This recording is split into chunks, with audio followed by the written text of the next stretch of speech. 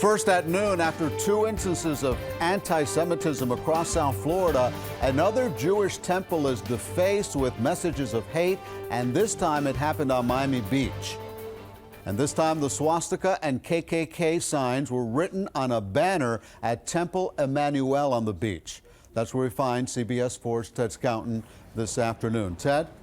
Elliot, this is the third time in just 2 days where something like this has happened. In this case, it was around 3 o'clock this morning when someone walked right up those steps there, went over to that fence. There was a banner hanging there. They apparently defaced that banner, but they were caught in the act, but still able to get away. It's offensive and cruel, yet spray-painted swastikas are showing up more often. The latest instance early this morning where a swastika, the letters KKK, and random words and numbers were scrawled on a banner in front of Temple Emanu-el in Miami Beach. My first feeling is one of shock, but I think more importantly, disappointment.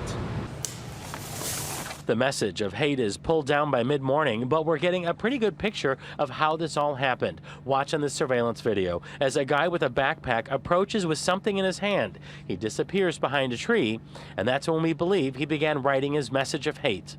They think that maybe they're doing a prank. They're not. This isn't a prank. This is very, very serious. We're taking this very seriously. The man suspected of writing the message of hate is interrupted when we see a man with a flashlight approach. The two appear to have some type of conversation. It finally ends when the suspect with a large backpack waves him off, then walks across the street.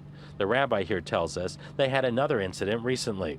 2 weeks ago, we had a hatred letter left in our restrooms.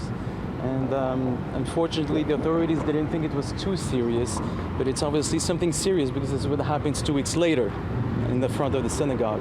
All of this comes a day after a swastika and KKK was spray painted on a wall in Surfside as well as a sidewalk. The same thing happened at a temple in West Miami on Southwest 8th Street. We need to find out the motives, really. The motive is hatred. We need to find out who this person is.